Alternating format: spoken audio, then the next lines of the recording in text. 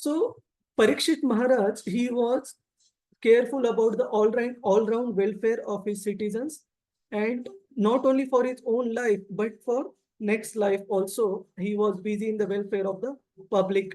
So he was not a foolish and partial administrator who would arrange for the protection of one living being and allow another to be killed.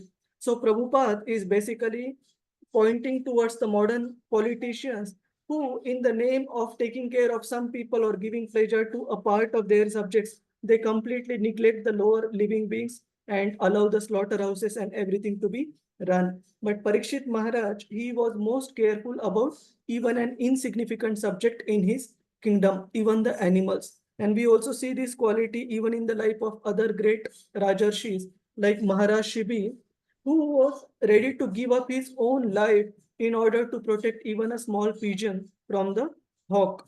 So if he was so careful about the welfare, then how come he give up his responsibility as a Rajarshi, as the king, immediately? And Bhagavatam also mentions that if the subjects are taken care of properly, not just in terms of their material welfare, but even their spiritual welfare, then automatically the whole kingdom will be very peaceful. And Maharaj Parikshit was able to make all his subjects happy in this particular way. So, coming back to the slide, what was the exact circumstance which resulted in Maharaj Parikshit give up all the opulent kingdom? So that is the one of the questions asked by the sages led by Shukadev, by the sages of Naimisharanya, led by Shaunaka Rishi. So then they glorify Suta Goswami in a very specific manner, because we see that till now in the first chapter of Srimad Bhagavatam, also in the second chapter, we have seen Shaunakadi Rishi, and even in the third chapter, offering some of the verses in glorification of Suta Goswami. So here also he mentions, please try to repeat this verse. Tat sarvam na sama chakshva Tatsarvam samachakshva Prushto yat iha kinchana Prushto yat kinchana Manne tvam vishaye vacha Manye tvam vishaye vacham Snatam anyatra chandasat. Snatam anyatra chandasa. So here, for Suta Goswami, it is mentioned that we know, who is saying Shaunakadi Rishi, we know that you, Suta Goswami, are expert in the meaning of all subjects except some portions of the Vedas, and thus you can clearly explain answers to all the questions we have just put to you. So we see Suta Goswami is being mentioned as a personality who possibly is not expert in certain sections of the Vedas. But if we see the glorification of same Suta Goswami earlier on in the first chapter, we will see there is one particular verse. I'll come to this explanation 1 second.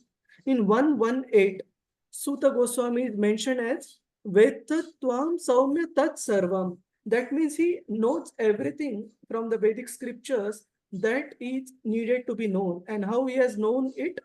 Tatvatas Tat Anugrahat. By the grace of his spiritual master, Shukadev Goswami, Suta Goswami has understood all the essence of the Vedas. So how do we reconcile the two? Initially it is mentioned that he knows Tat Sarvam, everything. Now it is mentioned that he knows everything except for certain portions of the Vedas. So in this regard, Srila Prabhupada explains in the purport the difference between a Brahmana who is technicalities wise, he is able to perfectly refer to all the Vedas, all the scriptures, and even chant those scriptures properly, like with proper pronunciation, proper meter, everything.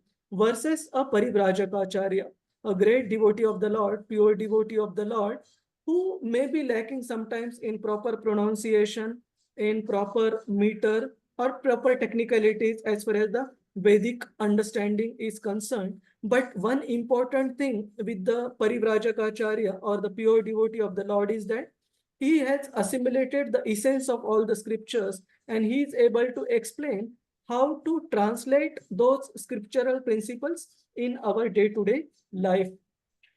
So we see Suta Goswami, we saw in our earlier discussion as well, that although he was born in the mixed caste, but he had assimilated all the essence of Vedic principles in such a way from Shukadev Goswami that he was able to present those principles, the applications of those principles.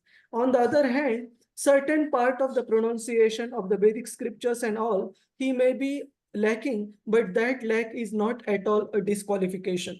And we will see many different portions of Srimad Bhagavatam confirming this particular point of a devotee, that he or she never feels that I am complete in all the Vedic scholarship. That is not the prerequisite to preach Krishna consciousness. What is the prerequisite for preaching Krishna consciousness? This is the verse which comes in the third canto of Srimad Bhagavatam, in the conversation between Maitreya Maharshi and Vidura. So please try to repeat this verse. It's an important verse. Tathapi kirtayami anga. Tatapi kirtayami anga. Yatha mati yatha shrutam. Yathamati yatha shrutam. Kirtim hare swam satkartum. Kirtim hare swam satkartum. Giram anya vidasatim. Giram anyabhidhasatim. So Maitreya Maharshi is basically saying, why should I glorify whatever I have learned from my own spiritual masters and from the Supreme Lord Krishna? He is saying that Yatha mati yatha shrutam. Do you recollect a similar verse we saw in the last part of third chapter, where Suta Goswami also mentions Yatha dhitam yatha mati. However, I have understood from a spiritual master, I must repeat that part. And if we don't repeat, what is Maitreya Maharshi saying? If we don't repeat whatever understanding we have gotten in terms of our learning on glorification of the Supreme Lord, then if we don't do that, then our power of speaking will be unchaste. That means it will not be utilized properly if we don't use that understanding in spreading Krishna consciousness. So whatever little bit we have understood, it is our responsibility to try to present it in as nice a way as possible so that others can also get benefited. We should not keep that knowledge about Krishna just with ourselves. And if we do that, then we are basically abusing that knowledge. We are keeping that power of speaking an unchaste one, not employing it properly. And the purport to this verse is important. Let's go through some part of the purport. The difference between the Brahmanas and Parivrajakacharyas we saw.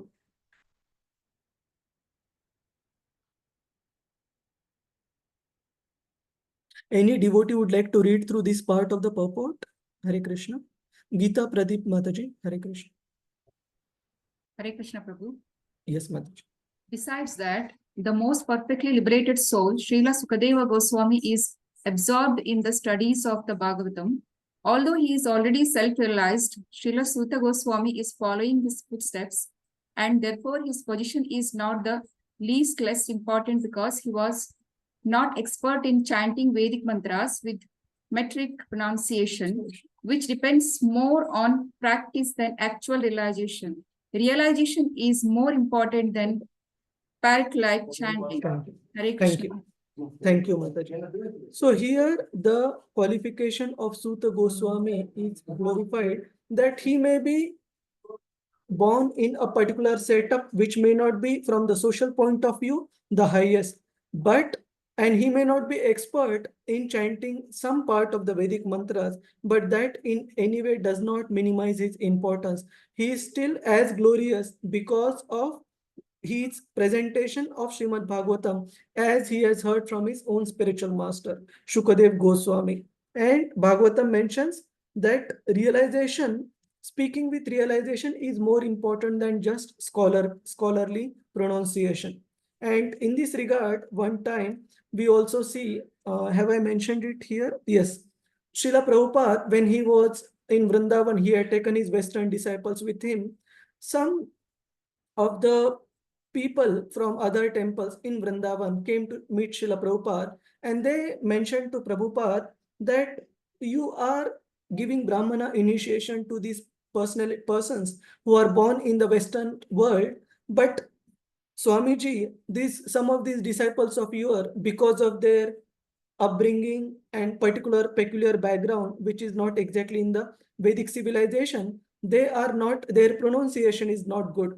And Prabhupada mentioned that yes, their pronunciation may not be good, but their renunciation is very good, which means that although they may be lacking in terms of some material qualifications, but their spiritual qualification of complete surrender unto Krishna and dedicating their whole life to support the mission of their spiritual master, Srila Prabhupada makes their qualification. And that qualification, according to Srimad Bhagavatam, is much more important than the material qualification of being scholarly in the Vedic scriptures.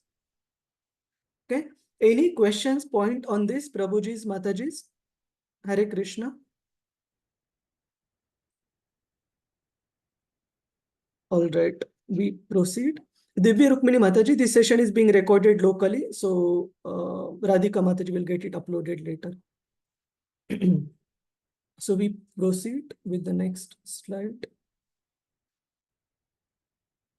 So far in whatever verses we have covered till now, which is till text 13, we see the sages of Naimisharanya asking their inquiries about the history of Srimad Bhagavatam, about the speaker of Srimad Bhagavatam, the hearer of Srimad Bhagavatam, Maharaj Parikshit, and now they will go for inquiring about the speaker of Srimad Bhagavatam, Parikshit Maharaj is covered. Now they will go about inquiring about the author of Srimad Bhagavatam. So these three set of questions are so far done by the sages. So then next question comes about in what specific circumstance did Srila Vyasadeva feel inspired to compose Srimad Bhagavatam? History of Srimad Bhagavatam, how did it come about from Srila Vyasadeva? So some part of this is technical, it is a bit technical, but we will try to take these verses in a group starting from 14 onwards. Please try to repeat. Suta Uvacha. Suta Uvacha. Dvapare Samanuprapte. Dvapare Samanuprapte. Tritiye Yugaparyaye. Tritiye Yugaparyaye. Jatah Parasharat Yogi. Jatah Parasharat Yogi. Vasavyam Kalaya Hare. Vasayam Kalaya Hare. So Suta Goswami is explaining about Vyasadeva. Last time we had discussed that whenever the yugas are changing, either from Satya Yuga to Treta Yuga to Dwapar, or Dwapar to Kali Yuga, there is a period in between called as Yuga Sandhya, which is the conjoining period between the two yugas. So we discussed how, say for example, if we consider a yuga as 100 years, it's not technically 100 years, but 100% long, for example, the first 10% portion and the last 10% portion forms the Yuga Sandhya, which means in Kali Yuga, right now, to be honest, we are still in Yuga Sandhya because 10% of 4,32,000, which means around 43,000 years of the beginning of Kali Yuga and 10% of the previous age, Dwapar Yuga, both these form the Yuga Sandhya, which means the full-fledged degradation of Kali Yuga, it has not even begun, to be honest. Whatever we are seeing, it's just a, what is the right word? It is just a precept. Example. Just Example. a trailer. Just a trailer. Tipping of the iceberg. Precursor. Yes, Dreams, thank you. Prabhu. Thank you, Prabhuji. So whatever we are seeing degradation, it is just the precursor before the actual degradation begins, which is going to happen in a very, very fast manner. And out of these 43,000 years of Kali Yuga, which form the Yuga Sandhya, we specifically know that first 10,000 years are going to be very important because of appearance of Lord Chaitanya Mahaprabhu. So this particular period is called as the golden period, where the concession will be available of quickly finishing our business in this material world and going back home, back to Godhead. So it is explained that within the Dwapar Yuga, Srila Vyasadeva specifically appeared in the third part of the Dwapar Yuga, but much before the appearance of Lord Krishna. So Vyasadeva, he appeared as the son of Parashara Muni, and I believe the mother's name was Satyavati. It will come. It is, can somebody confirm Vyasadeva's mother's name is Satyavati? Yes. Yes, Prabhu. So he was born as the son of Parashar and Satyavati. And so this is technicalities are mentioned in the purport also by Srila Prabhupada. He was born during the Yuga Sandhya and in the third part of Dwapar Yuga before the appearance of Lord Krishna. So I'll just go through few translations. We don't need to recite this. You can go through at your leisure.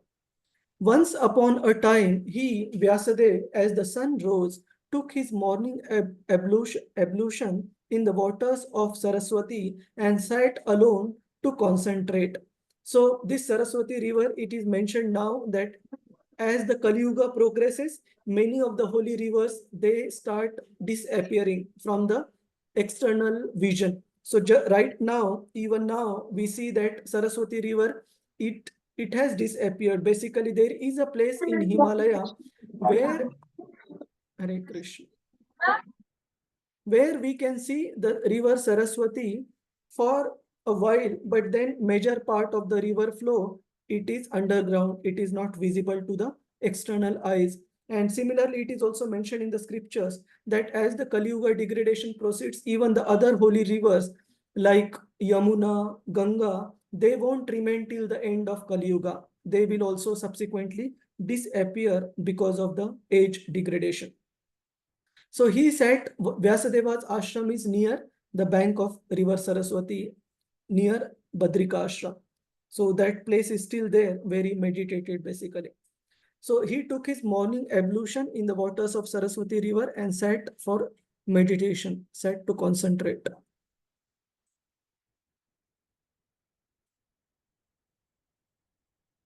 The great sage Vyasadeva saw anomalies in the duties of the millennium. This happens on the earth in different ages due to the unseen force of time. Now, this is a very important part of the scriptural understanding.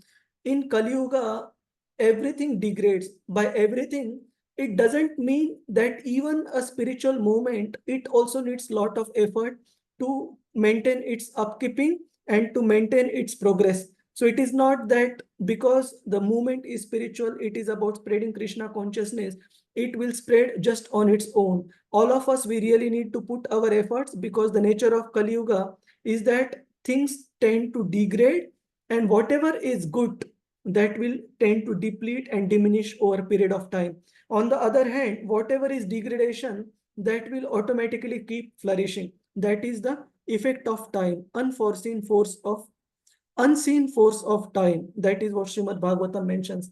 To give you certain examples, say for example, even in the history of the modern world, I would consider Lord Chaitanya Mahaprabhu's time also in the modern times because he appeared just around 5038 years ago, 1486.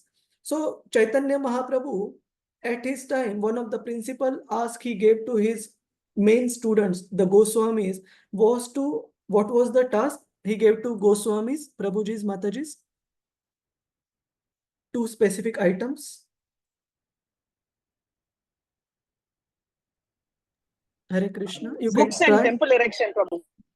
Yes, books. Yes, to write the books, Vaishnava literatures, based giving conclusions from the scriptures. That was one task.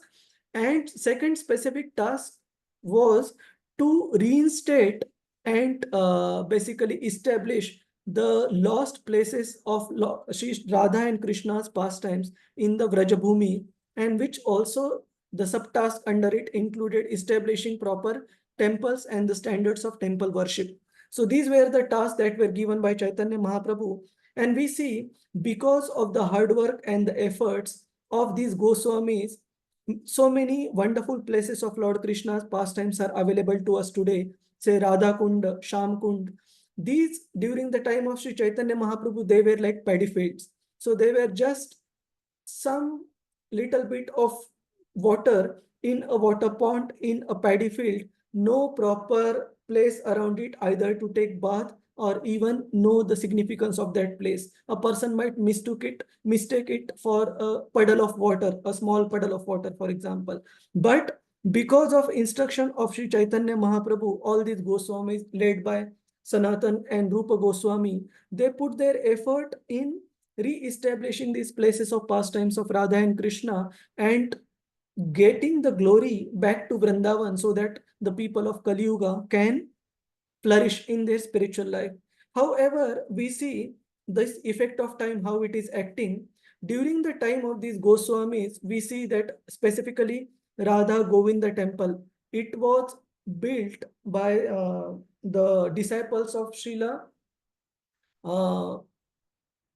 Gopal Bhatt Goswami, basically the kings of Jaipur, and specifically he offered it as an offering to Srila Rupa Goswami, and that's why his worshipable deity Shri Radha Govinda were worshipped there in Radha Govinda temple in Vrindavan. And we see the red stone, which was specifically reserved in Rajasthan for the construction of the palaces, mainly of the Mughals, but in some cases of the Jaipur kings as well. So that stone, which was reserved for the royal palaces to be built, it was utilized for the construction of Radha Govinda temple. And it was such a flourishing place where major Vaishnavas and the Vaishnava leaders would assemble to plan the preaching of Krishna consciousness mission. So that was the place which was so vibrant and so much filled with devotees and very high standard worship of Sri Radha Govinda going on. But subsequently we see that subsequent Mughal king Aurangzeb, he was not carrying the same spiritual vision and the holy vision that his grandfather carried, Akbar carried, who was very favorably disposed towards the Vaishnavas. And Aurangzeb, he attacked many temples in the Vrajabhumi, and many of those deities had to be hidden or taken away to different kingdoms like Jaipur and all, to be protected and not be insulted and desecrated by Aurangzeb and his army. And Radha Govinda temple, which was once a flourishing place, subsequently due to the impact of time, now if we go, we will find it is still very beautiful, although the top three floors, not floors, the top three layers of the dome, they were cut by the Aurangzeb's army. Still the temple stands very beautiful, but it is not as vibrant, as flourishing spiritually speaking, as it was during the times of the Goswamis. So the point we are trying to understand is that we cannot take for granted our own spiritual life. If we don't put efforts consciously, even spiritual practices will degrade because of the force of time. So we have to put conscious efforts from our side, not only to maintain our own spiritual sadhana, but also to spread this Krishna consciousness mission. It is not that because Chaitanya Mahaprabhu has started it and great acharyas have endorsed it, it will just proceed on its own. It needs active participation, support, and dedication from all of us. Otherwise, these unseen forces of time can impact even a spiritual movement. Any question on this, Prabhuji's, Mataji's? Hare Krishna. How the forces of time, it not only acts in terms of material setup, it also can act on the spiritual setup if we are not careful. And we see subsequent acharyas, they have worked so hard. Bhakti Vinod Thakur worked hard to establish the place of appearance of Sri Chaitanya Mahaprabhu, Yoga Pit. Bhakti Siddhanta Saraswati Thakur, he built further on that to establish a preaching mission, Gaudiya Math. And Prabhupada built further to establish International Society for Krishna Consciousness across the world. So we'll go through some part of the purport on this. Any devotee wants to read through this? It's a small purport. Text 16. Usha Kamat Mataji. Hare Krishna. Hare Krishna, Prabhuji. Hare Krishna. The great sages like Vyasadeva are liberated souls, and therefore they can see clearly past and future. Thus, he could see the future anomalies in the Kali age, and accordingly, he made arrangement for the people in general so that they can execute a progressive life in this age, which is full of darkness. The people in general in this age of Kali are too much interested in matter, which is temporary.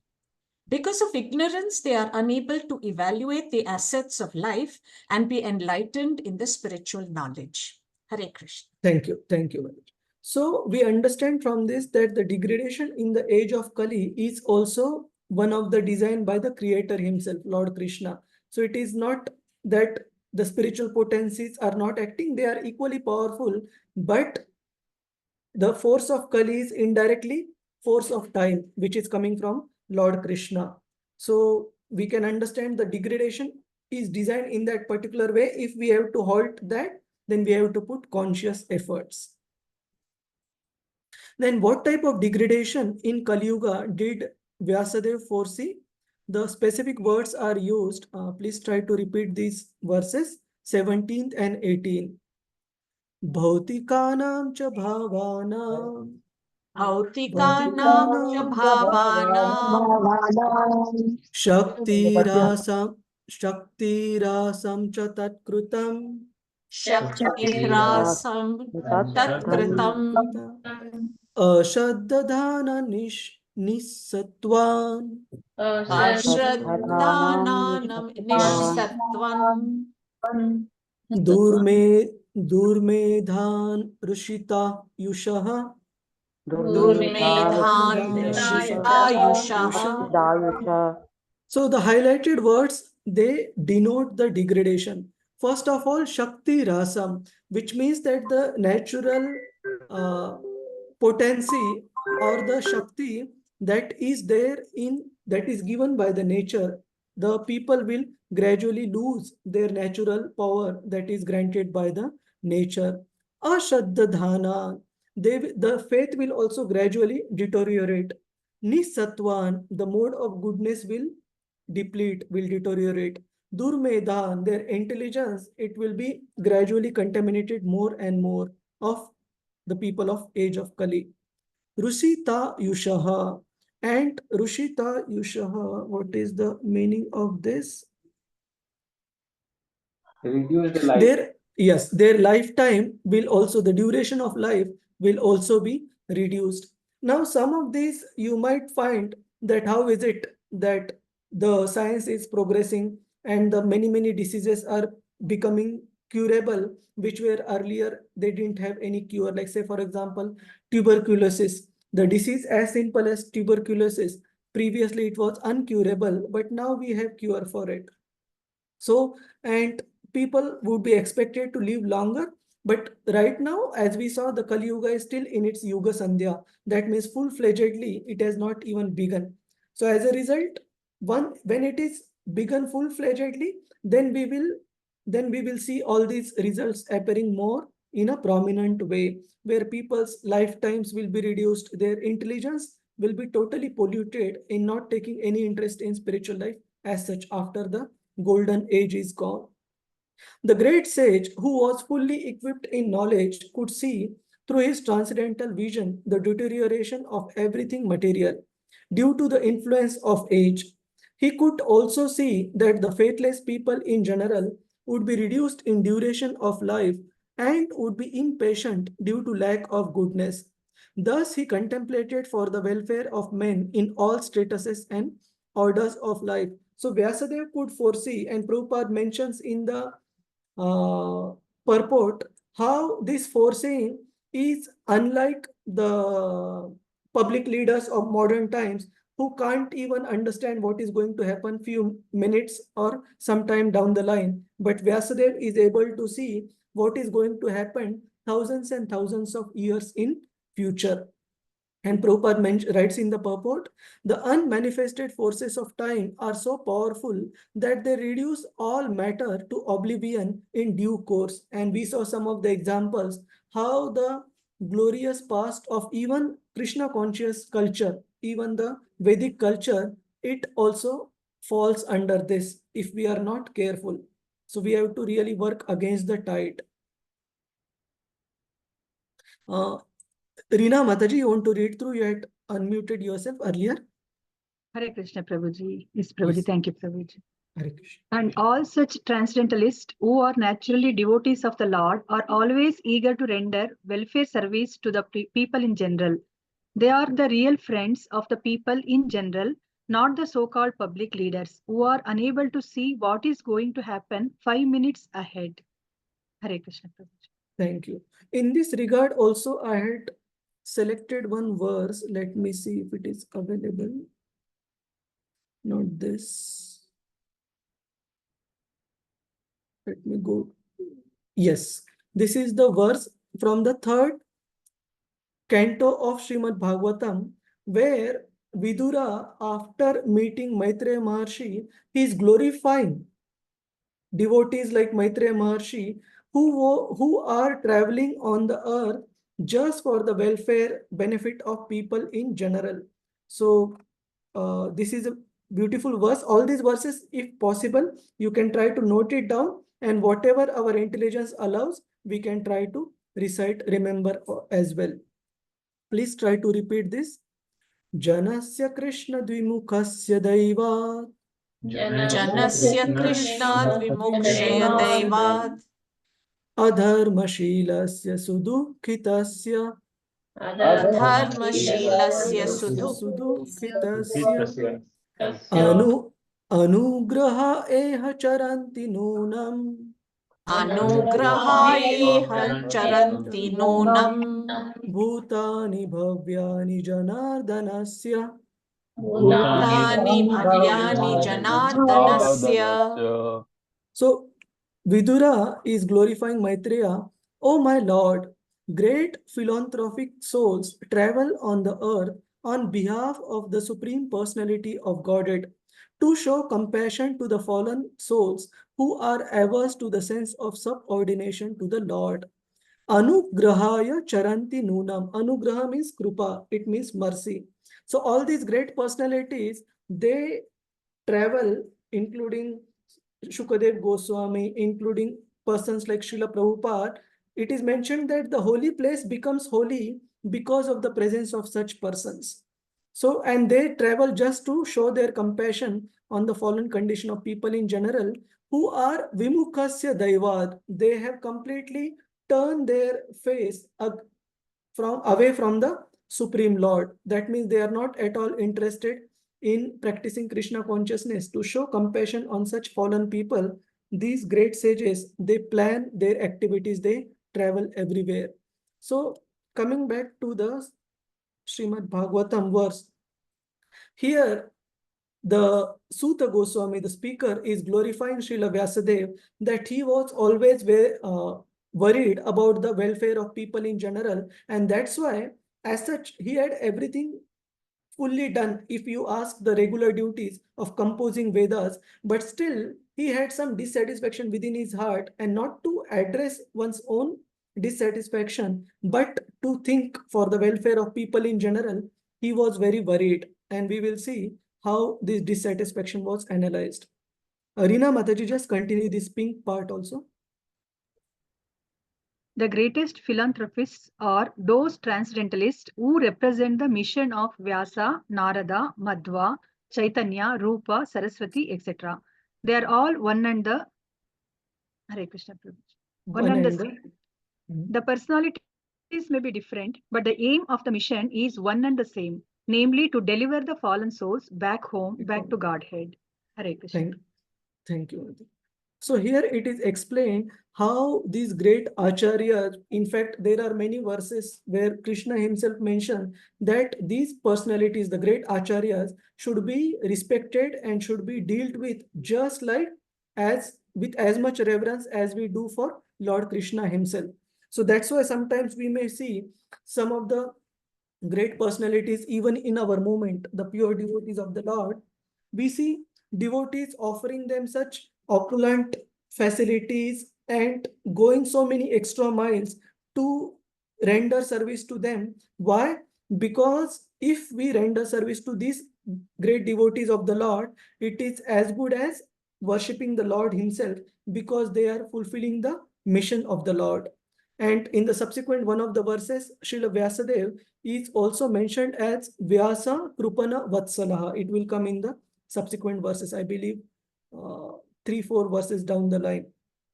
Krupana means the miserly people of this material world, and Srila Vyasadeva is very compassionate on such people. So such acharyas have to be respected.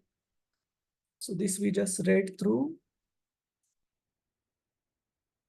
And we also see these acharyas being glorified in different parts of the scripture. Like one part I just mentioned, that even Lord Krishna mentioned that the worship of the acharyas is non-different from the worship of me. And we saw the reason why the acharya should be given this much of a respect. And we also see in Srimad Bhagavatam, when Lord Krishna is being praised and prayed to by the Devatas, when Krishna appeared in the womb of Devaki in the prison house of Kamsa, the Devatas, when they offer the prayers to Lord Krishna, they also glorify the acharyas because of their this particular quality of compassion and always being very eager to assist the Lord in his mission. So that's why these acharyas are even more worshipable even than the devatas, because many of the devatas, especially Lord Brahma, Lord Shiva, they are pure devotees. But for other devatas, it is explained that even the devatas are very eager to get the personal association of many great devotees of the Lord. We have so many stories. Anybody remembers any pastime where a particular devata has desired to get association of Lord Krishna's pure devotee? Any specific pastime you recollect?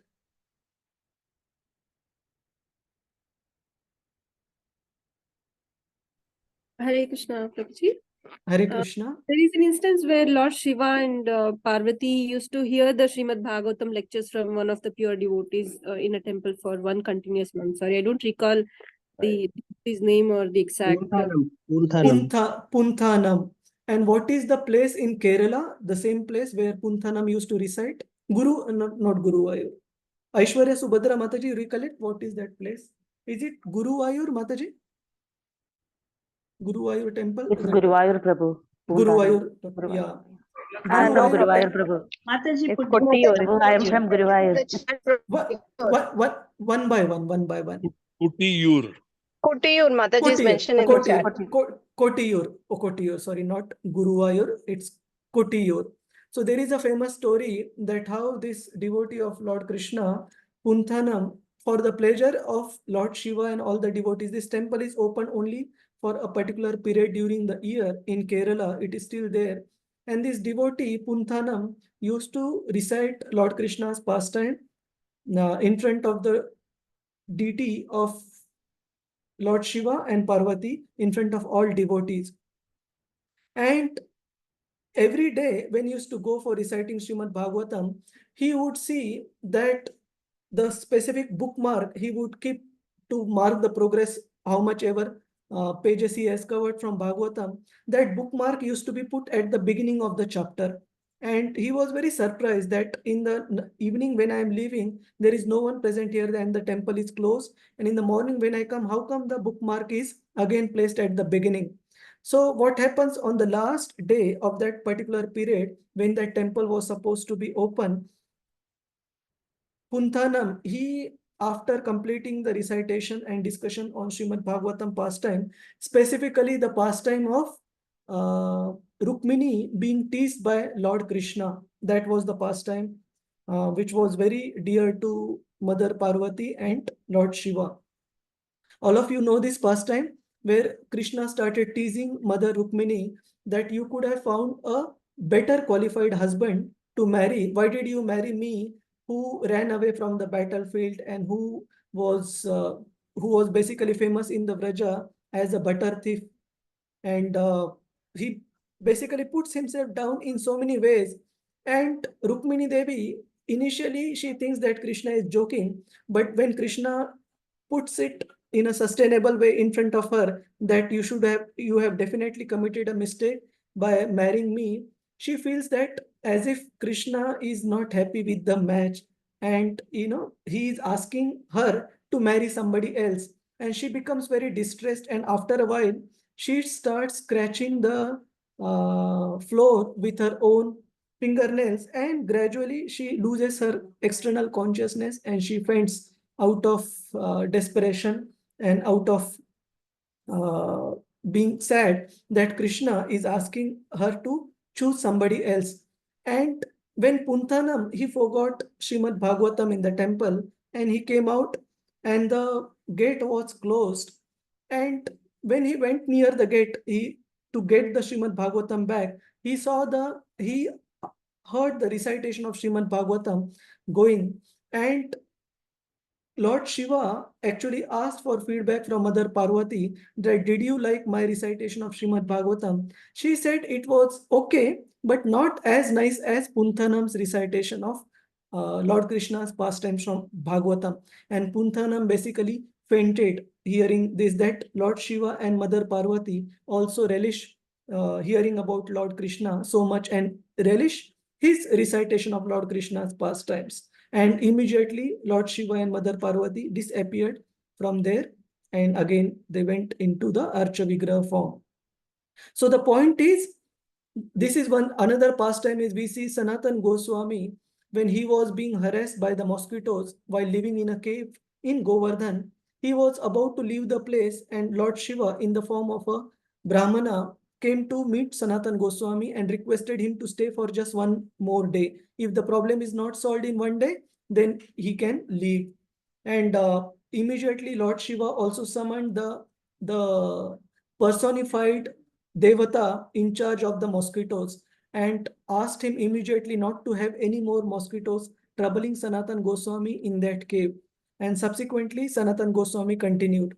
So through so many of these stories, we understand that even the great Devatas, they relish the association of these great Acharyas, the great devotees of the Lord. And that's why we need to really, really be very careful in offering our respects and worship to such great Acharyas. It is as good as offering worship to Lord Krishna. So now we come to the last part of this particular chapter, which talks about Srila Vyasadeva. While he was contemplating on the degradation of people of Kali Yuga, how he was also simultaneously feeling great dissatisfaction in his heart, despite doing everything that he was meant to do, especially composing the different Vedic scriptures. All the Vedas he had already composed, but still he was feeling the dissatisfaction. So we'll come to that verse. We'll just quickly go through the translations. Any devotee would like to read through the translations? Hare Krishna. Usha Mataji, you have recited or read earlier. Let's ask to some devotees who have not spoken at all. Prabhuji, I can do it. Okay, Ananda Prada Indulekha Mataji. Yes, Mataji.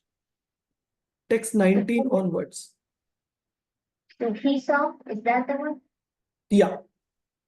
He saw that the sacrifices mentioned in the Vedas were means by which the people's occupations could be purified. And to simplify the process, he divided the one Veda into 4 in order to expand them among men. Yes. So what Vyasadeva did, that he understood that the people of Kali Yuga will be so less qualified, less intelligent, that it won't be possible for them to understand and assimilate the Vedic scriptures as it is, Vedas in their original form. So he broke down one Veda into 4 Vedas, namely Yajurved, Rigved, Samaved, and Atharvaved. And not just that, subsequently he also broke down and into separate parts each of these individual 4 Vedas as well, just to purify the occupational service of the 4 Varnas, Brahmana, Kshatriya, Vaishya, Shudra. And Srila Prabhupada mentions in the purport how some of the supporting scriptures to the Vedas, like the Itihasas, the Puranas, like Mahabharat is a Mahabharat, Ramayana is a Itihas, Srimad Bhagavatam is a Bhagavad Puran. So all these histories of the world, they also derive the specific episodes coming from the Vedic literatures. So we cannot doubt the authority of these Puranas and the Itihasas. They are as authoritative as the Vedic scriptures. Generally, the Vedas are mentioned as a Paurusheya. That means they have been composed by a person who is not an ordinary person with full of defects, like in this material world. They have been coming directly from the Supreme Person. So even these scriptures, which are derived, which are based on specific facts, specific incidences coming from this Vedic literature, they are also as authoritative, not just the original Vedas. Ananda Pradha Mataji, continue translation. 4 divisions of the original sources of the knowledge were made separately, but the historical facts and authentic stories mentioned in the Puranas are called the 5th Veda. Yes. So these Itihasas and Puranas like Mahabharat and Ramayana and Srimad Bhagavatam, they are called as the Pancham Veda, 5th Veda. Yes, Mataji. After the Vedas were divided into 4 divisions, Paila Rishi became the professor of the Rig Veda, Jaimini the professor of the Sam Veda, and the Vaishnampayana alone become glorified by the Yajur Veda. Yes. So not only did Vyasadeva divide the Vedas into 4 Vedas, and these Vedic 4 Vedas also further were divided into subsequent sections. He also assigned his various disciples, his various students, to be in charge of each of these Vedas and also to be in charge of various subsections within these Vedas. So he implemented a very detailed way of teaching the Vedic literature by breaking them down into most practical branches. Say, for example, the Ayurveda, for example, the Vastu Shastra, for example, the science of astrology, astronomy. All these are parts of the Vedic literature. So earlier, these branches were not available, even the medicine for that matter. It is also part of the Ayurveda is also part of the Vedic knowledge. But previously, these sections of knowledge were not available as the separate stream as such. They were part of the original Vedic literature, which was quite difficult to understand for the common man. So Vyasadeva put it in a very, very decentralized manner so that people can get benefited. Any other devotee would like to read as well? Hare Krishna. Prabhuji, one question. Yes, In yes, the last verse, we can see the rishis assigned only for 3 Vedas. The Atharva Vedas, there was no rishi assigned, Prabhuji. So, any reason? Actually, there have been rishis assigned for all sections, just that the example is given only at a high level. Subsequently, we will see if we go into the detail, Jaimini Rishi's philosophy that is taught, even the Gautama Rishis and all, it will come in Srila Prabhupada's purport that even this Vedic scripture was divided and people, qualified people assigned as the in charge for that. Okay, we are still at a very beginning of that discussion, Prabhuji. It will come. Okay, Prabhuji. Hare Krishna. Hare Krishna.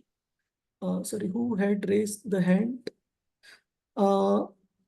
Prem Prakash Haridas Prabhuji. Hare Krishna. Hare Krishna, Prabhuji. Yes, Prabhuji.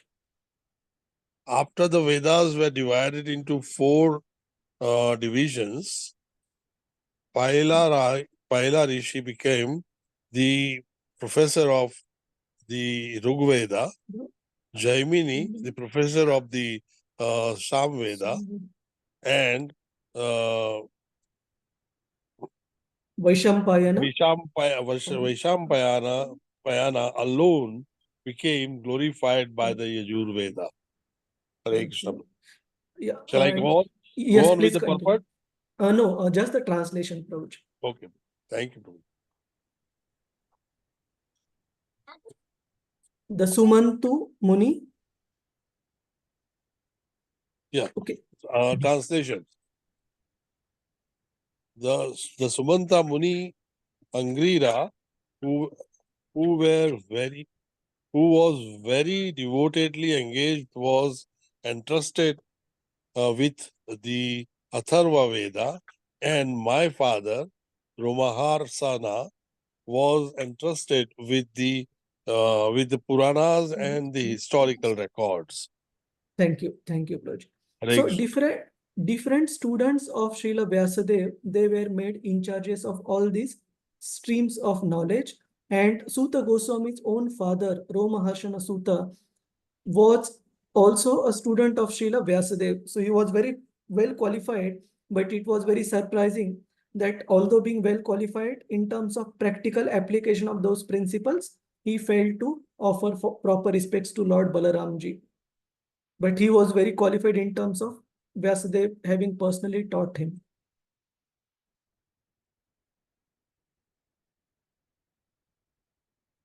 Shall I continue, Prabhuji?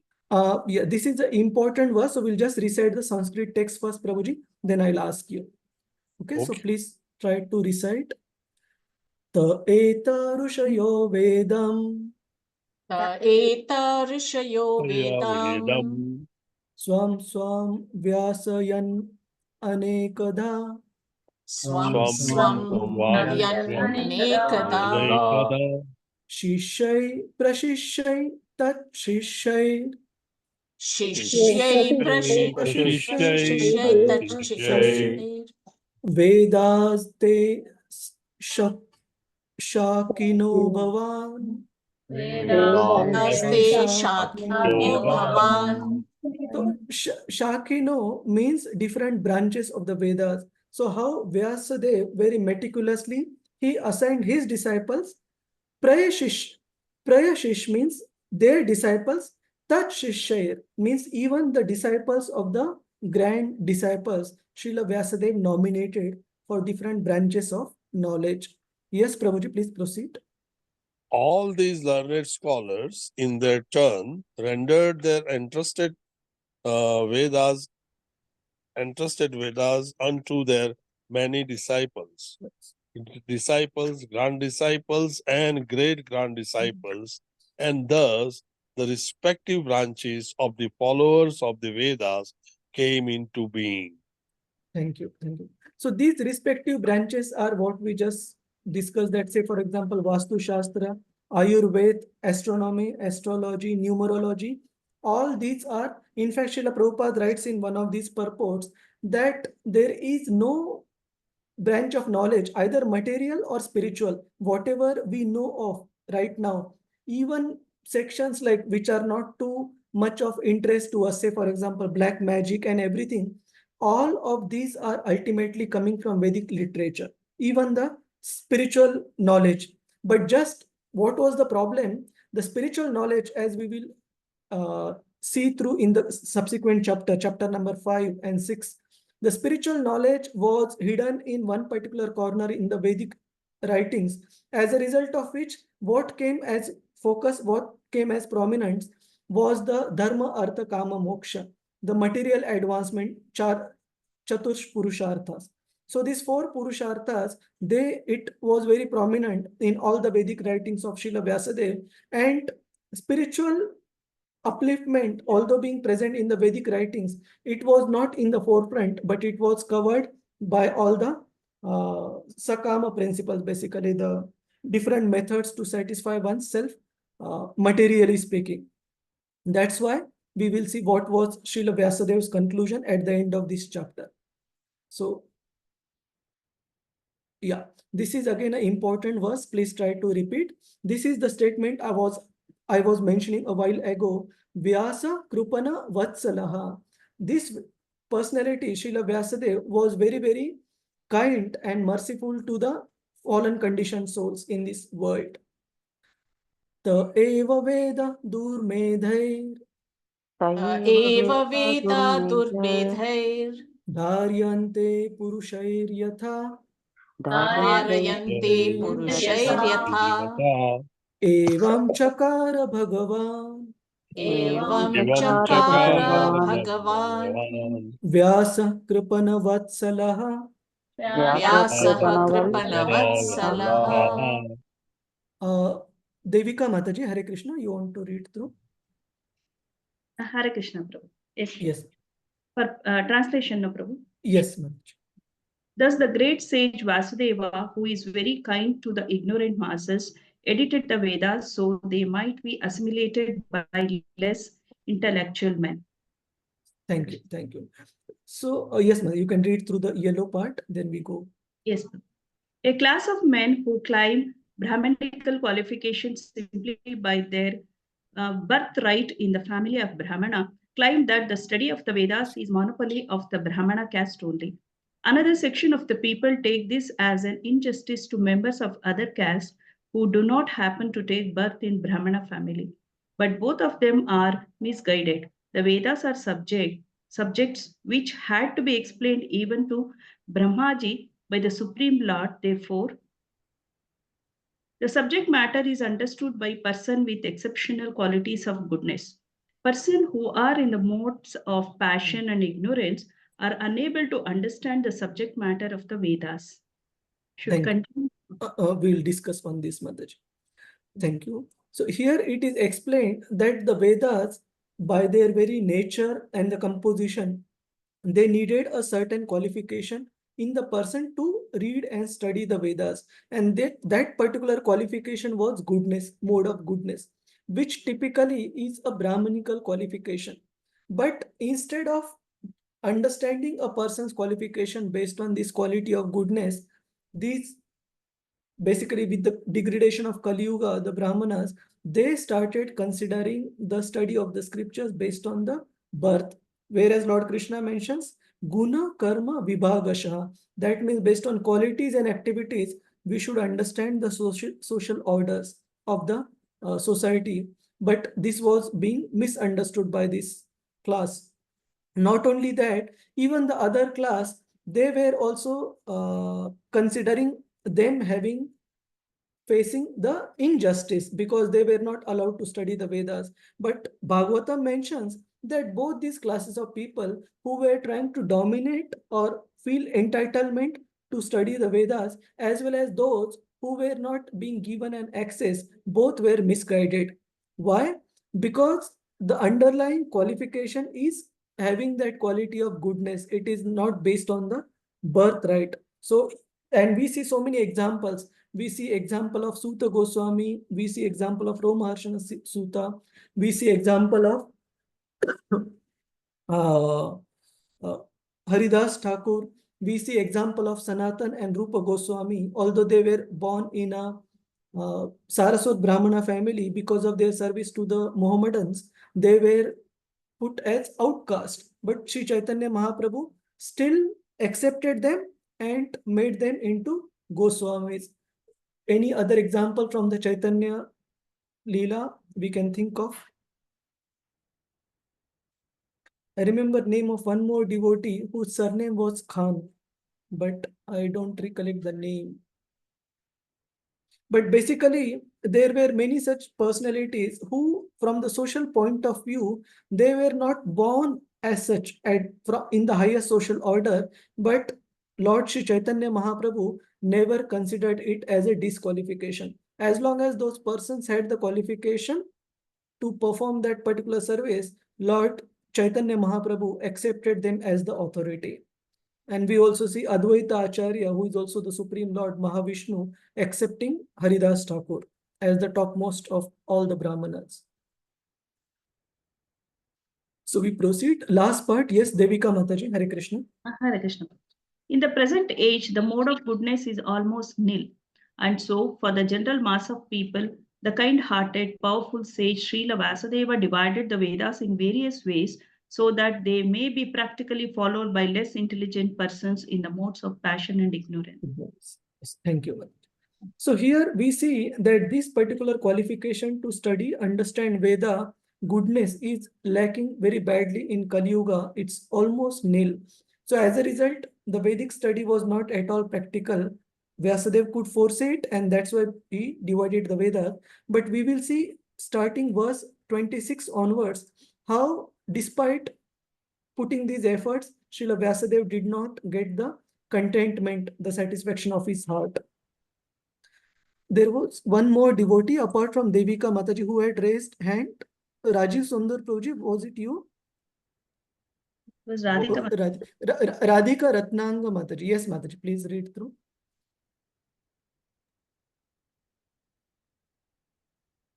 Prabhuji, translation. Yes, only translation. Out of compassion, the great sage thought it wise that this world would enable men to achieve the ultimate goal of life.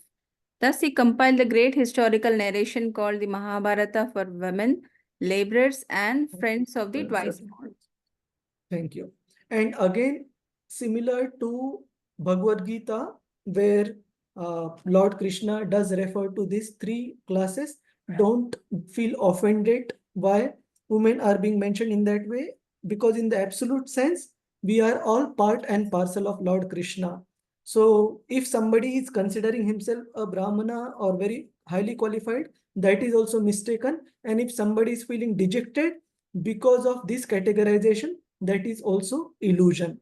As long as we consider ourselves servant of the Lord, then that identification is the most correct one. Yes, please go ahead, Mataji. Highlighted part. The friends of the twice-born families are those who are born in the families of Brahmana, Kshatriyas, and Vaishyas, or the spiritually cultured families, but who themselves are not equal to their forefathers. Such descendants are not recognized as such for the want of purificatory achievements. One who has not undergone such Garbhadana Samskara or spiritual family planning is not accepted as a being of a actual twice-born family. Yes, and if the father and mother do not undertake the process of spiritual family planning and simply beget children out of passion only, their children are called as Dvijabandhu. Yes, thank you. So these three classes of people who are marked here, women, laborers, and friends of the twice born. Let's try to understand. What do the friends of the twice born mean? In Vedic culture, we have a person who is qualified. And how is a person considered qualified? The father and mother, they must plan properly for a holy soul to come into their family as the child. And that is ensured through the process of Garbhadana Samskar. And in ISKCON society, Srila Prabhupada has kept it very simple that husband and wife should chant 64 rounds of Hare Krishna Mahamantra before conceiving the child. And if we follow this, then the child, the soul who would get attracted to the mother's womb would be a great devotee. Basically, the child will be born as a born devotee. So that is the process of Garbhadan Samskar, which is mentioned in the scriptures. Basically, a simple way of Garbhadan Samskar given by Srila Prabhupada. But it is also mentioned here, if the father and mother do not follow this process of attracting a devotee soul to be born as the child in the family, and they simply unite in the normal process without any reference to Krishna, any reference to purifying one's consciousness, then such a child also falls under this category. And which honestly, all of us, we can say that our parents, at least I know my parents never knew about Garbhadan Samskar. So all of us, none of us, we can be considered unless there are any exceptions where the parents have followed the Garbhadan Samskar. So second question might come, and which is also used as an excuse by some of the devotees, which is not correct, is by saying that because our parents did not follow Garbhadan Samskar and still we took up devotional life, and that's why we will also not follow and expect our children to not take up Krishna consciousness. This is not the correct way to look at it. This excuse is not good. those who are planning family, they should definitely try and put efforts to follow this process, and you will find the difference in terms of the qualities of the child who is born through this particular method of spiritual family planning, which is attracting a devotee soul in our family, Garbhadan Samskar. Any question on this, Prabhuji's, Mataji's? Hare Krishna. 2 points we discussed how each one of us, because based on this criteria that is mentioned in Bhagavatam, we fall in these categories. Woman, Dvija Bandhus, that means the friends of the twice born, and the laborer class in our mentality purpose. Anybody still has any question, doubt on this? How are these categorizations being met? Prabhu, Hare Krishna Prabhu. Yes, P.S. Murthy Prabhuji. Prabhu, I am not clear about this Garbhadana Sanskar, and you talked about your parents. Same is the case of my parents. So, what is the difference? Difference is that basically Garbhadan Samskar is a conscious effort being put by the parents before becoming parents. Very simple.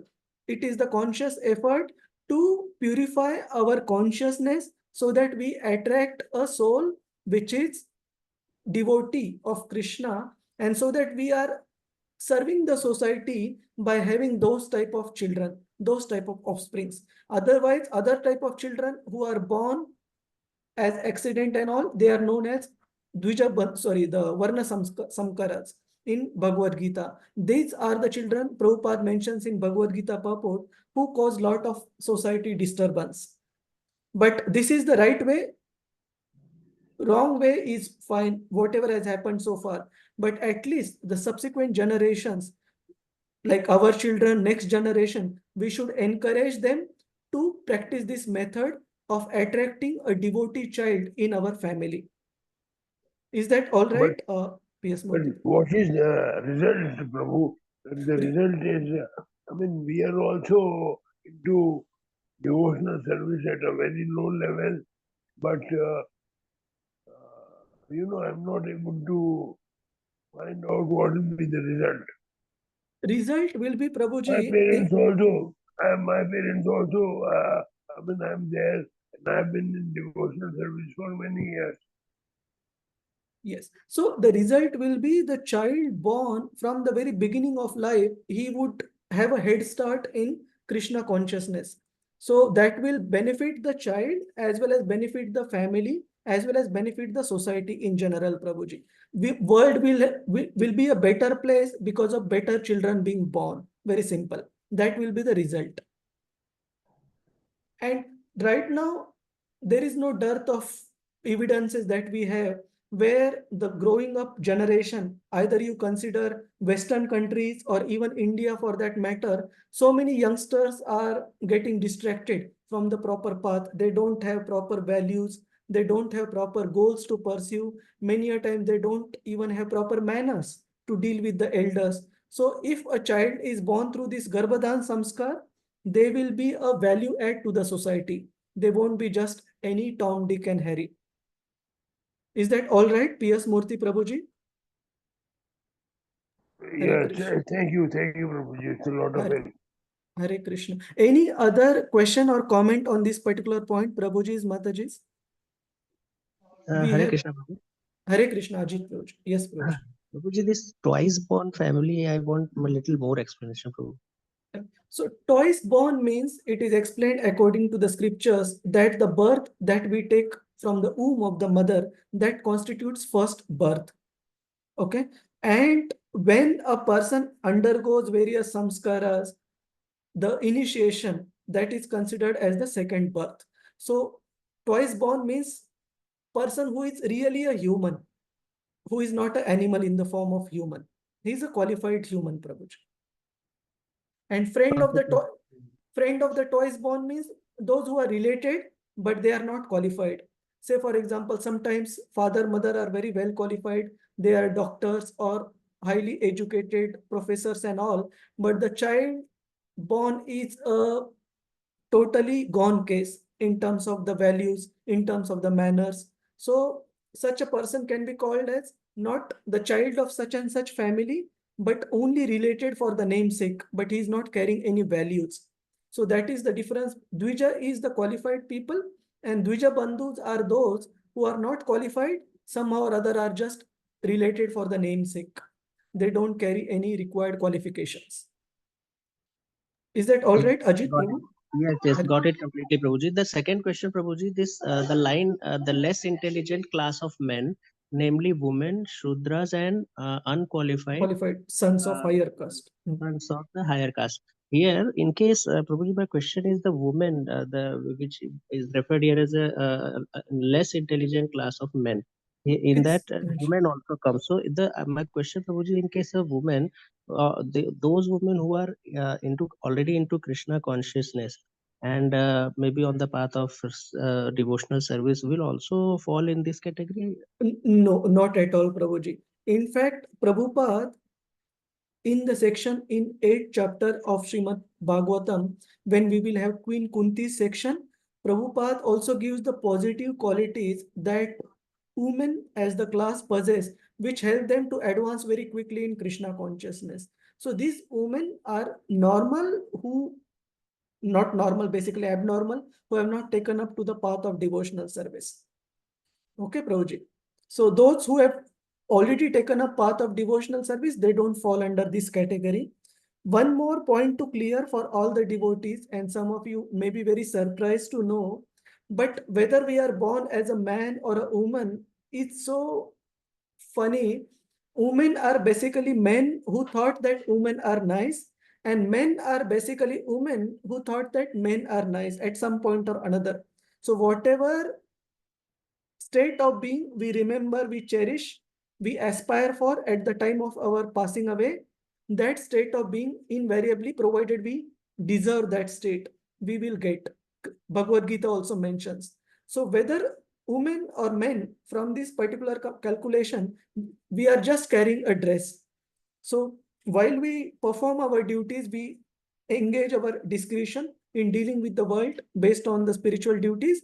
We should be very clear that we should be neither too attached nor too critical of the other gender. Otherwise, what will happen?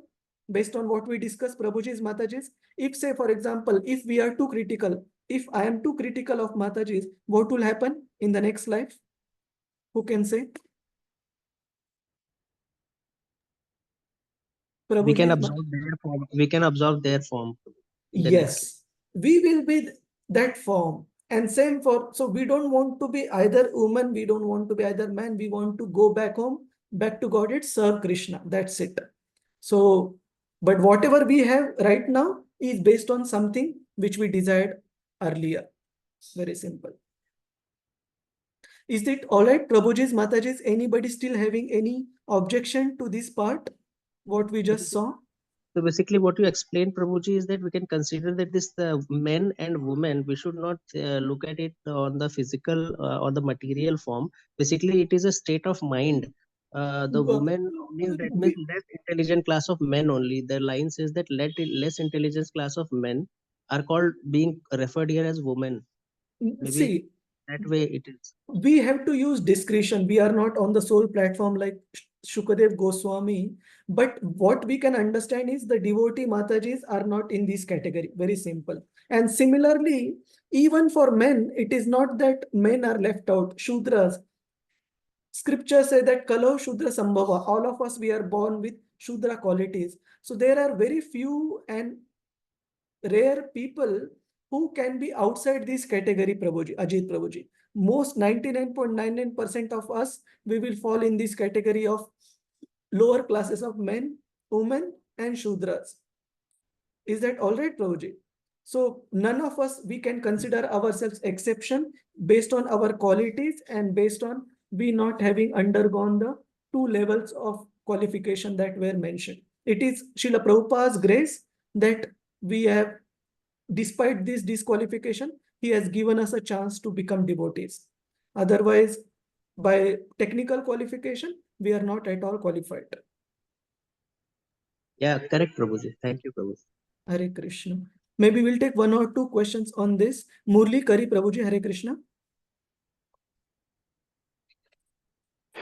Hare Krishna, Prabhuji. Sorry, I was Yes. muted.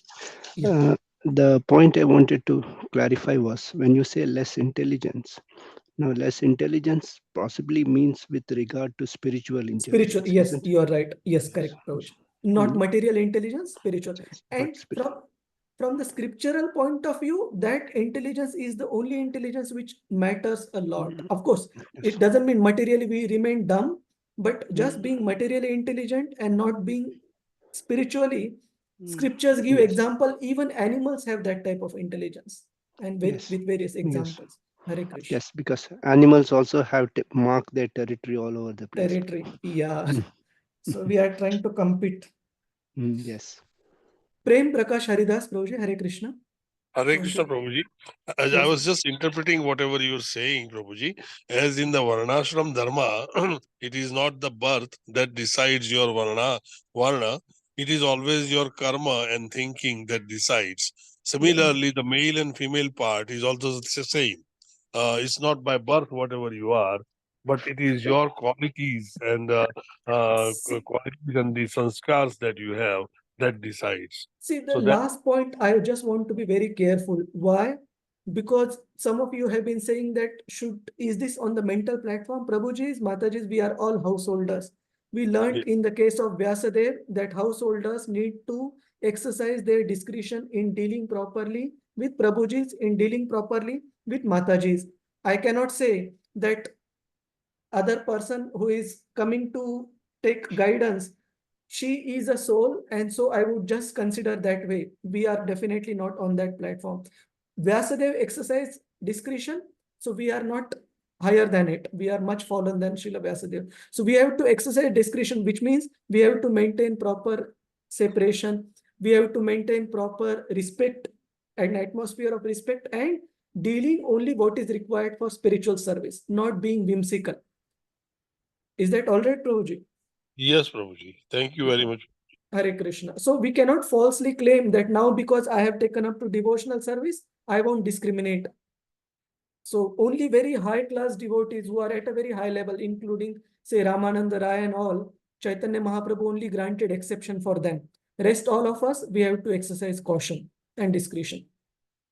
So let's proceed. We have still around 4 or 5 verses to go, Prabhuji's, Mataji's. If you can give me 10 more minutes, we will try to conclude so that we proceed to the next chapter. Attendance link is not shared today, Prabhuji. So don't worry. Rohini Mataji is not there. So I'll get it shared on the group. Okay? Prabhu, can you please put the slide with the 3 questions? Can you just project it for once before we move to slides? Okay. Which 3 questions, Prabhuji? The 3 questions by all about the Bhagavatam, by the Bhagavatam and the sages. The 3 questions you had a slide. Yes, so that are listed, Prabhuji, in the slides. Yeah, what are they? Can you just project it, Prabhu? Once? Okay. Okay. About history of Bhagavatam, author of Bhagavatam, sorry, the speaker and the hearer. And history, Hare Krishna. History will include Vyasadeva also. So we proceed to the last section.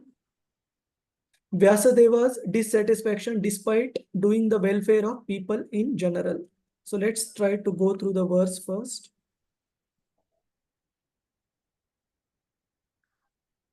Yeah. So any devotee would like to read through the translations? Hare Krishna. Gita Pradeep Mataji. Hare Krishna, Prabhu. Hare Krishna. Shri Vasudeva, O twice born Brahmanas, still his mind was not satisfied, although he engaged himself in working for the total welfare of all people. Thank you. So still means, what does it mean? This word still? Still means despite breaking down the one Veda into 4 and 4 Vedas into different branches and assigning his disciples, grand disciples, great grand disciples as the in charge of those departments, he basically all that was meant for guiding the people in general, but he was still not feeling the contentment, the satisfaction. Yes, Mataji, please proceed. Purport, Swami? Not purport, the translation. Translation. Okay. Thus the sage, being dissatisfied at heart, at once began to reflect, because he knew the essence of religion, and he said within himself. Yes. So now here is the question. Let's go back to the slide. Vyasadeva was dissatisfied in his heart. He, despite putting all his efforts for the welfare of people in general.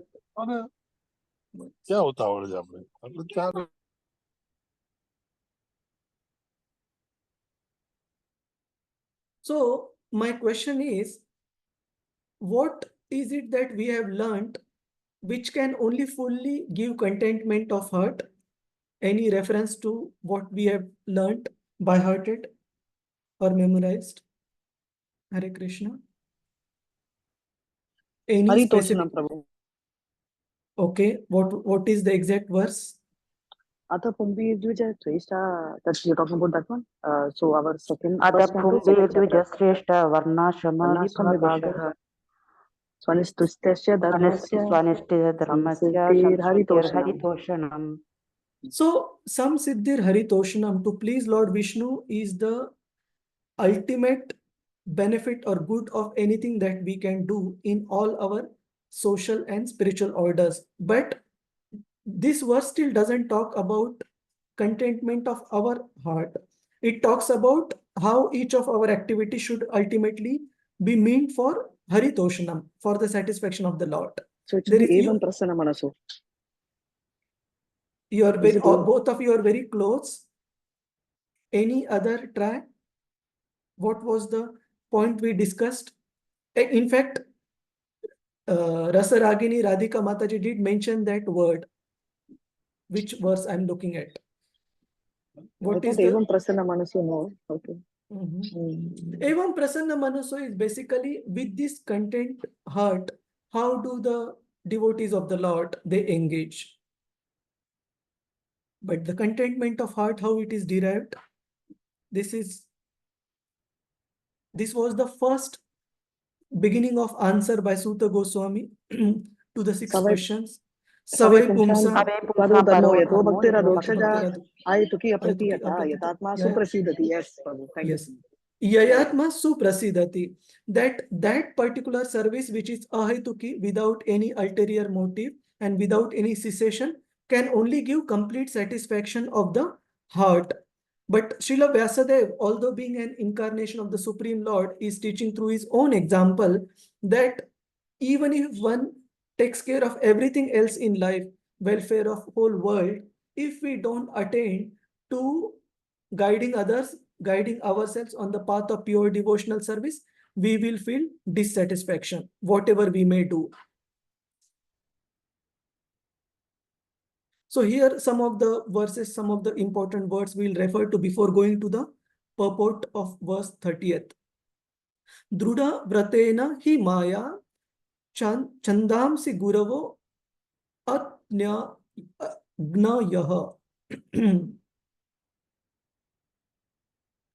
Vyasadeva is contemplating in his own mind.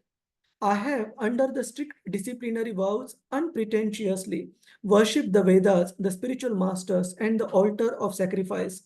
I have also abided by the rulings and have shown the import of disciplic succession through the explanation of Mahabharata, by which even women, Shudras, and others, the Dvija Bandhus, friends of the twice born, can see the path of religion. So, despite doing all this, what was required for the upliftment of people, why am I facing why am I not feeling contentment or satisfaction in the heart? This is Vyasadev's query basically. This is his doubt. I am feeling incomplete, though I myself am fully equipped with everything required by the Vedas. So whatever the Vedas had directed, required by the Vedas means whatever purpose of Srila Vyasadeva's appearance that he was supposed to do, everything he has fulfilled. So all the do's are done. Then why no satisfaction? That is his query. Namita Mataji, you want to read through the purport, highlighted part? Yes, Prabhuji. Yeah. Purport. Purification of the living being submerged in matter is made possible by the prescribed activities in the Vedas. But the ultimate achievement is different. Unless it is attained, the living being, even though fully equipped, cannot be situated in the transcendentally normal stage. Srila Vyasadeva appeared to have lost the clue, and is it okay? Yeah, it's correct. And therefore felt dissatisfaction. I'm in mobile, Prabhuji. Sorry, Prabhuji. Okay, no problem. So it is mentioned that for any person to be transcendentally situated, there are criteria given in the Vedic literature. One has to perform activities based on those guidelines. But in case of Srila Vyasadeva, despite doing this, he was still not feeling the complete satisfaction. And then Srila Vyasadeva, while contemplating in this particular way, gets the problem, the root cause of the problem. This verse is important, text 31, so we'll try to recite together. Please try to follow. Kim va bhagavata dharma na praena nirupitaha priya paramahamsanam ta eva hi achyuta priyaha. So he himself, after meditating, understand the cause of his dissatisfaction. This may be because I did not specifically point out the devotional service of the Lord, which is dear to both perfect beings and the infallible Lord.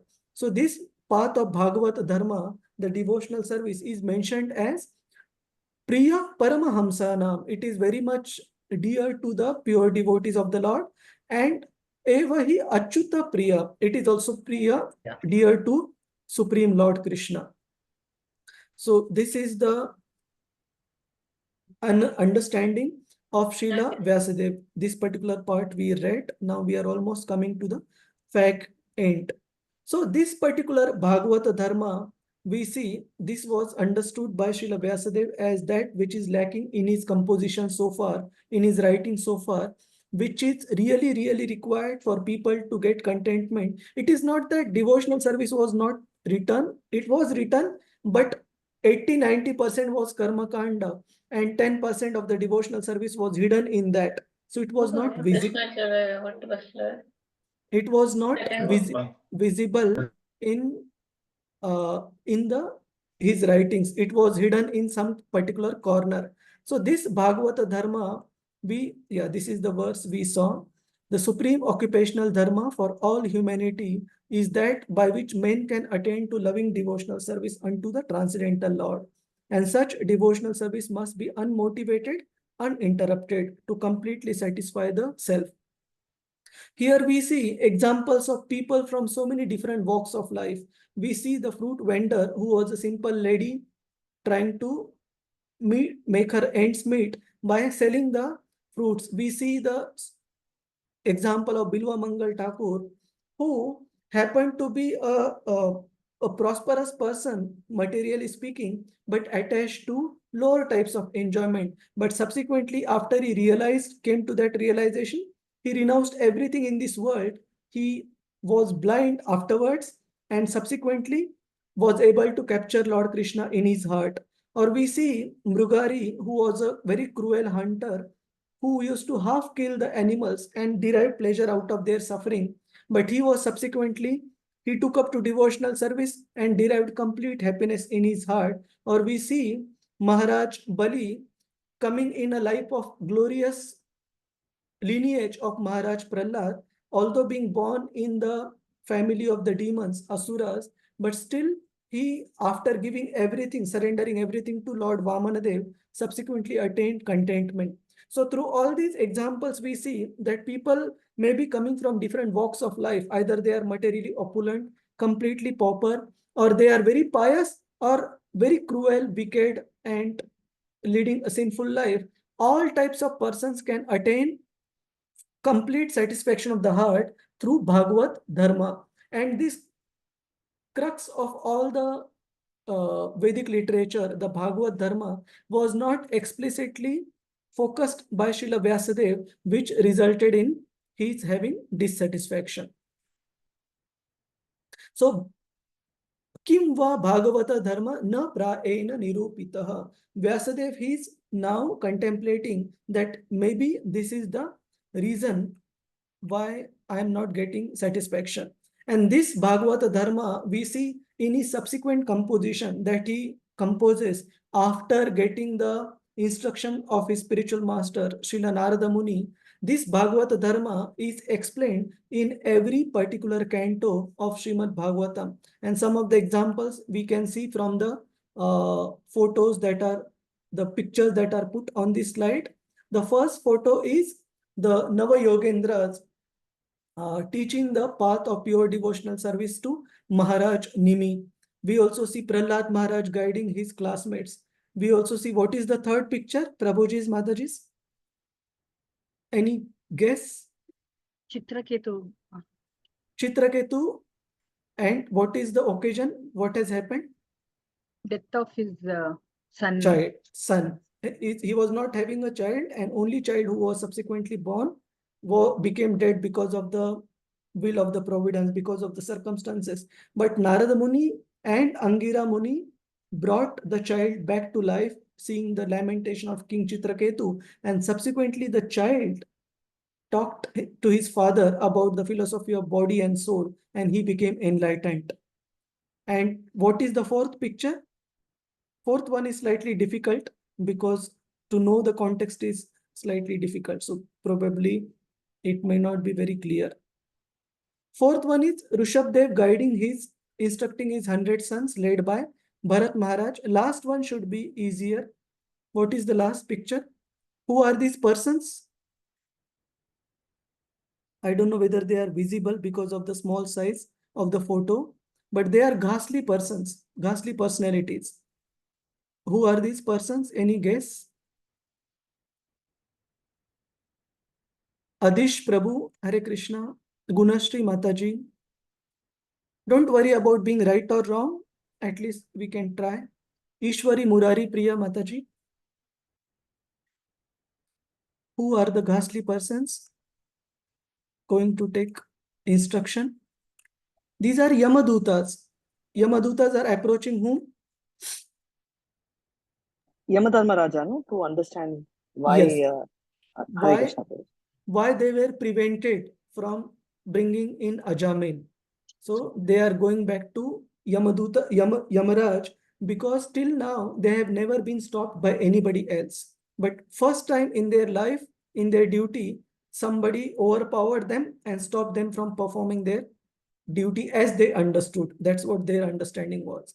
So all these examples, we see that these great personalities, whether it is Navayogendras, Prahlad Maharaj, Maharaj Chitraketu, or Rishabdev Maharaj, or Yamaraj, who is one of the 12 authorities on devotional service, they talking about Bhagavata Dharma, explaining through all these case studies for all of us.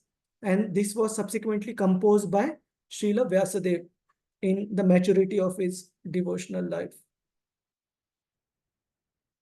And this Bhagavata Dharma is mentioned as Priya Paramahamsanam. It's very dear to the devotees. It's very dear to Lord Krishna as well.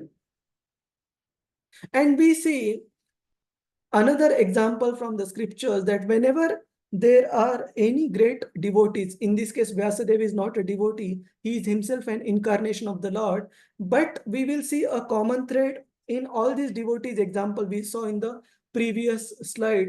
Lord putting them through very difficult and bewildering circumstances just to bring out Bhagavata Dharma. Is this principle clear, Prabhuji's, Mataji's? That all these people, whether it is Maharaj Nimi, of course Prahlad Maharaj was never into bewilderment, but Chitraketu Maharaj, he was also put through bewilderment. Bharat Maharaj at some point was put through bewilderment.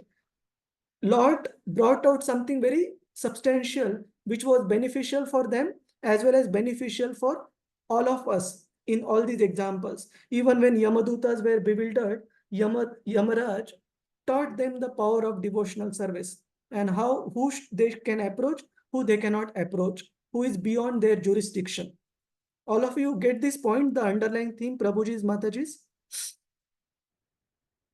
How all these devotees are being put through bewilderment for a higher purpose by Lord Krishna. Hare Krishna. Yeah, yes, Prabhu. Okay, just 1 or 2 slides. If we are very tired, maybe we continue next time. Can we cover 1 or 2 slides and then we conclude Prabhuji's, Mataji's? Otherwise, we can continue next time. Prabhu. Yes, Please Prabhuji. You can continue. Okay, so just 5 more minutes. In this particular slide, similar to the case studies we saw in the earlier slide, we see different people who are also despondent in their life. Vyasadeva's case, we are studying ongoing. So leave that aside, that we are covering anyway. What was the outcome of Vyasadeva's despondency? Prabhuji's, Mataji's? What was the result when Krishna put him in despondent circumstance? Srimad Bhagavatam is a result. Srimad Bhagavatam, very nice. Srimad Bhagavatam, what was the outcome of Arjuna's despondency? Bhagavad Gita. Bhagavad Gita, which again gives the knowledge of the soul, knowledge of the relationship of the soul with the Lord, knowledge of the Supreme Lord, and knowledge of Supreme Lord's energies, 3 modes, and pure devotional service. So that was the outcome of Arjuna's despondency. What is the third picture? Who is sitting? Who is Kapila Muni talking to, instructing his mother, Devahuti. So what was the outcome of Devahuti's despondency then, Prabhuji? Sankhya philosophy. Sorry, come again. Sankhya philosophy. Sankhya philosophy, and more than Sankhya philosophy is basically the analytical study of the body and the soul, and more within that, the path of pure Krishna consciousness. There is one very nice verse by Kapila Muni, 3:25-25. Maybe we will see it next time, but it also talks about pure devotional service. So we'll see it next time. What is the fourth picture? Bhishma. In his deathbed. Yeah. Hare Krishna. Yeah, but what is the context here? Sharashaya, he was on Sharashaya. Yes, he was on the deathbed, but what was the circumstance? Why has Krishna brought the Pandavas here? To learn from Yes, Radhika Ratnanga Mataji, come again. He was explaining all the administration, the political science, and all the dharmas which a king has to lead. So he was basically the kartavya. What is kartavya? dharma. The duties. Yeah, the duties of the ideal king, Bhishma, taught Yudhishthir. But before that, there was a context. Why did Krishna arrange for this conversation? Of course, Because one way yes. Hare Krishna Prabhu, because Yudhishthira was after the death of so many people, after the war, Mahabharata, he was not willing to take over the kingdom because he felt he was very sinful of killing a lot of families and people. Yes. So he is despondency. Actually, Krishna had to take him there and take Bhishma's advice for him to start his rule. Hare Krishna. Yeah. Thank you, Mataji. So Yudhishthir Maharaj was despondent and lamenting the death of so many soldiers and the Kshatriyas on the battlefield of Kurukshetra, making so many children fatherless, so many women without protection and all. Of course, he subsequently gave them all protection and the shelter, but he himself, out of his humility, was considering himself to be guilty. He thought that because I was so aspiring for the sovereignty of the whole world, I caused the massacre of so many crores of people. But Krishna, wanting to align Yudhishthir Maharaj with the very purpose for which Krishna had let this battle happen, he brought Yudhishthir and all the Pandavas in the nicest royal clothes in front of Bhishma. So he made them wear royal clothes of the princes and the kings, and then he brought them in front of Bhishma, so that Bhishma will be very pleased, because throughout his life Bhishma had seen Pandavas undergo one calamity, one injustice after another, being such great devotees of the Lord. So Bhishma used to lament that how come, despite being so nice devotees, these personalities they had to undergo so many hardships. So Bhishma will be satisfied seeing Pandavas in the royal outfits, royal clothing, and he will be able to also guide Yudhishthir Maharaj in terms of how to properly rule the kingdom in a dharmic way, in the religious way. And that's how Krishna fulfilled both the purposes, and subsequently he gave his own darshan to Bhishma Dev, allowed him to meditate, focus his mind on Krishna's form, and then leave his body and go back to Godhead. This So Vishnu Sahasranam also recited this situation only, na, Prabhu? Vishnu, anybody can Yes. confirm. I have to check. I Yes. am not sure. Yes, Okay. Prabhuji. Hare Krishna, Prabhu. Yes, Prabhu. The In fact, 1,000 names of Vishnu came at that time only. yes, even at the beginning of it, it starts with that situation, Prabhuji. Explains that, and then it goes ahead. Thank you, Prabhuji.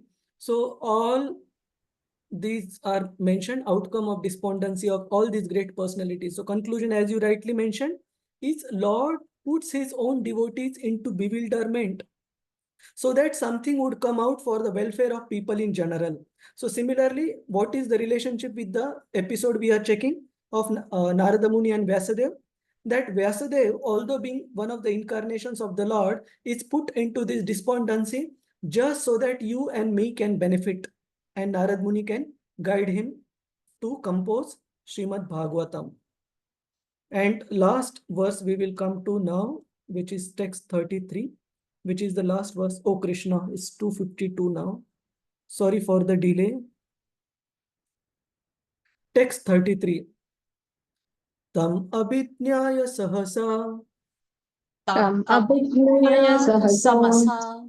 Pratyuthaya gatam munihi. Pratyuthaya gatam munihi.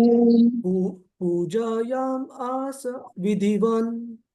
Pujayam asa vidhivan. Naradam sura pujitam. Naradam sura pujitam. At the auspicious arrival of Sri Narada. So basically, when when Vyasadeva is having this despondency,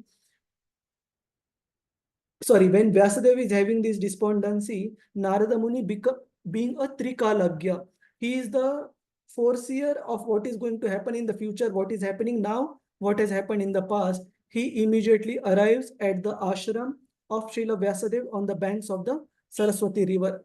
And then, despite being so despondent, Vyasadeva follows the proper etiquette. He gets up respectfully and worships Narada Muni, giving him veneration equal to that given to Brahmaji, the creator. So this is the last learning for today, that despite being so despondent and not happy in his heart, Vyasadeva did not neglect arrival of Srila Narada Muni, his own spiritual master. He received him with great respect and veneration. And what is the conversation between these two great personalities? We will see in the subsequent chapter, Narada's instruction to Vyasadeva. So thank you very much, Prabhuji's, Mataji's.